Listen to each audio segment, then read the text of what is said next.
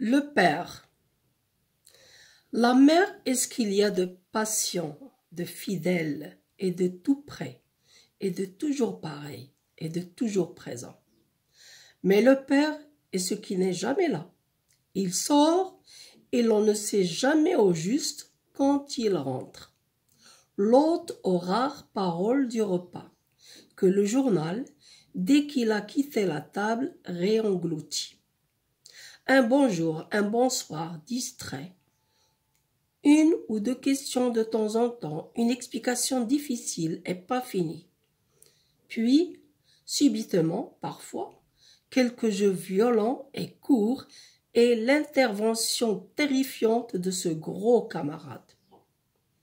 Et cependant, c'est bon, cette grosse main, quand on ne sait plus au juste où l'on est, qui vous prend, ou sur le front, cette caresse furtive lorsqu'on est malade. C'est lui qui commande notre château et qui se débrouille au dehors avec ce grand monde confus. Paul Claudel, Feuille de Saint. La mère est ce qu'il y a de patient, de fidèle et de tout près, et de toujours pareil, et de toujours présent. Mais le Père est ce qui n'est jamais là. Il sort et l'on ne sait jamais au juste quand il rentre. L'hôte aux rares paroles du repas, que le journal, dès qu'il a quitté la table, réengloutit. Un bonjour, un bonsoir distrait, une ou deux questions de temps en temps, une explication difficile et pas finie. Puis, subitement, parfois, quelques jeux violents et courts et l'intervention terrifiante de ce gros camarade. Et cependant, c'est bon, cette grosse main, quand on ne sait plus au juste où l'on est, qui vous prend, ou sur le front cette caresse furtive lorsqu'on est malade. C'est lui qui commande notre château et qui se débrouille au dehors avec ce grand monde confus. Paul Claudel, Feuille de Saint.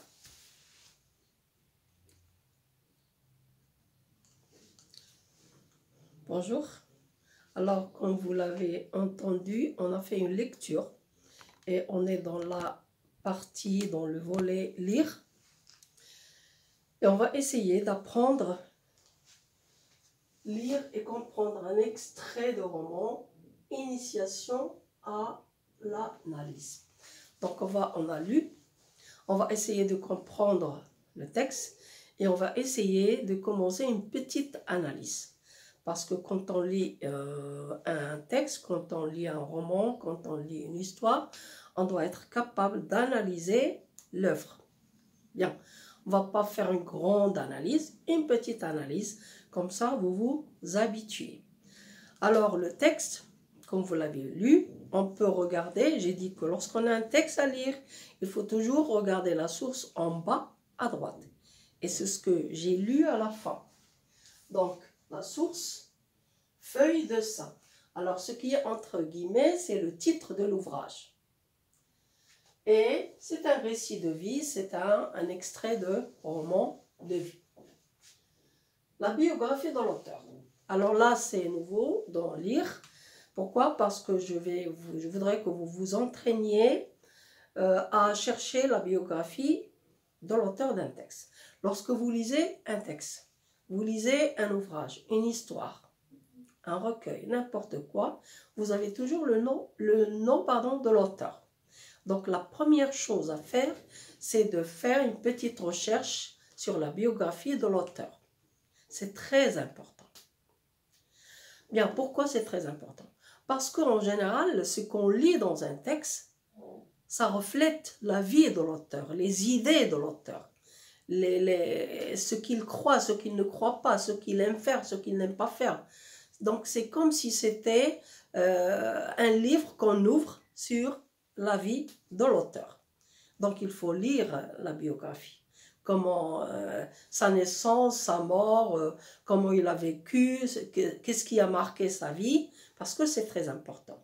Alors là, une petite biographie de Paul Claudel, un écrivain français qui est né en 1868, donc on est 19e siècle, à Villeneuve. Villeneuve, c'est une ville en France, est mort en 1955.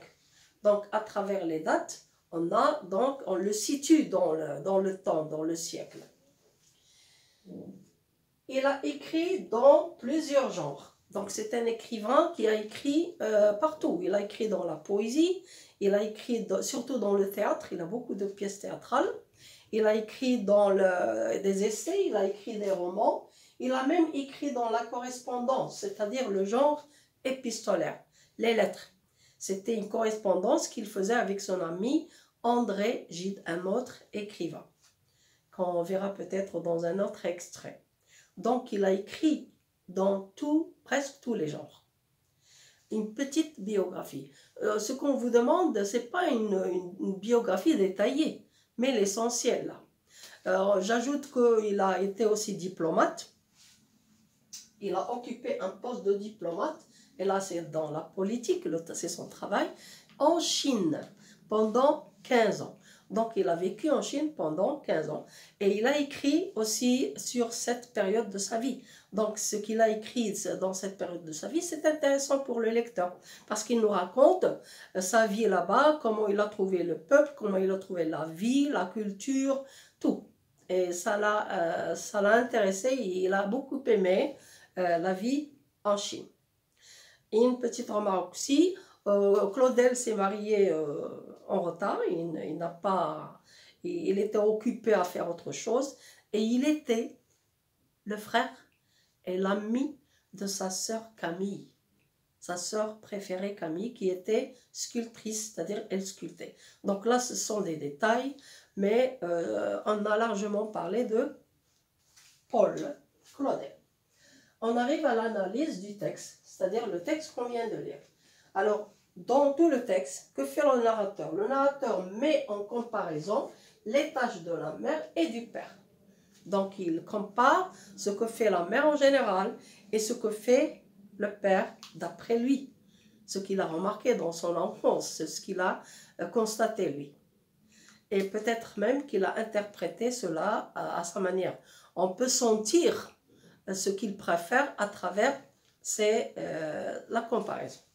Alors, quand on fait une analyse, on peut faire une analyse sur les paroles des personnages, on peut faire une analyse sur les personnages eux-mêmes, oui, ou bien sur le narrateur. Aujourd'hui, on va faire une analyse sur justement le père et la mère. Donc, d'abord, il a parlé du père, et là, on fait un tableau. Dans la première partie, on a la mère, première colonne, la mère, et puis le père. Alors, pour la mère, il n'a pas dit grand-chose. Il a dit, au début, la mère, est-ce qu'il y a de patient, de fidèle, de près, toujours près, de très près, de toujours pareil, de toujours présent. C'est-à-dire la mère, elle a des qualités, elle a un caractère permanent qui ne change pas, toujours elle est là, elle s'occupe de l'enfant, elle l'aime, elle est fidèle. Voilà pour la mère. Et une seule phrase. Puis il passe au père et il a dit beaucoup de choses. Alors pour le père, on a divisé en deux. Ce qu'il a trouvé, lui, négatif chez son père et ce qu'il trouve positif chez le père. Ce qu'il fait de bien et ce qu'il fait de mal. Et on va commencer par le négatif. Il a dit, il n'est jamais là. Au contraire de la mère, toujours présente, le père n'est jamais là. Bien sûr, il est à l'extérieur, il travaille. Mais pour un enfant, ce qu'il constate, c'est que son père n'est jamais là. Donc il dit, il n'est jamais là. Il parle rarement. Quand il est là, il ne parle pas beaucoup. Et quand on est à table, on mange rapidement, il ne parle pas, il préfère se dépêcher pour aller lire. Il préfère lire le journal. Oui, donc il se renferme dans sa lecture. Et puis, il est violent dans le jeu. Quand de temps en temps, il veut jouer avec un enfant, avec moi, là il parle de lui, l'auteur, même s'il utilise la troisième personne, quand il veut jouer, c'est violent, hein, c'est brutal. C'est-à-dire, il le trouve un peu fort pour lui. Voilà, c'était le côté négatif d'après le narrateur. Le côté positif, il réconforte et soutient au moment difficile. Quand il a dit cette grosse main, vous voyez, qui vient, qu'il pose pour réconforter, pour encourager l'enfant et le soutient. Surtout quand la personne ne sait plus quoi faire. Donc ce sont des moments difficiles. Et aussi cette main qu'il pose sur le front quand on est malade.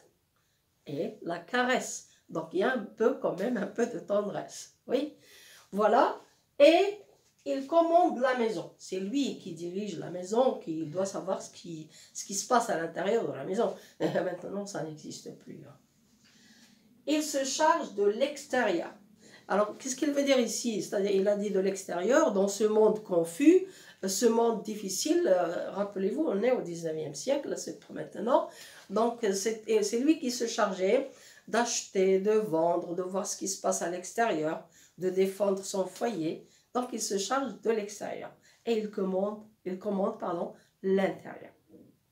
Alors, c'était une toute petite analyse de ce texte. Au fur et à mesure qu'on va faire d'autres textes, on va essayer d'approfondir un peu l'analyse d'un texte. Comme ça, vous allez apprendre à analyser un texte parce qu'au deuxième cycle, au lycée, c'est le seul travail que vous allez faire. Lire, analyser, écrire. Bien, à la prochaine fois.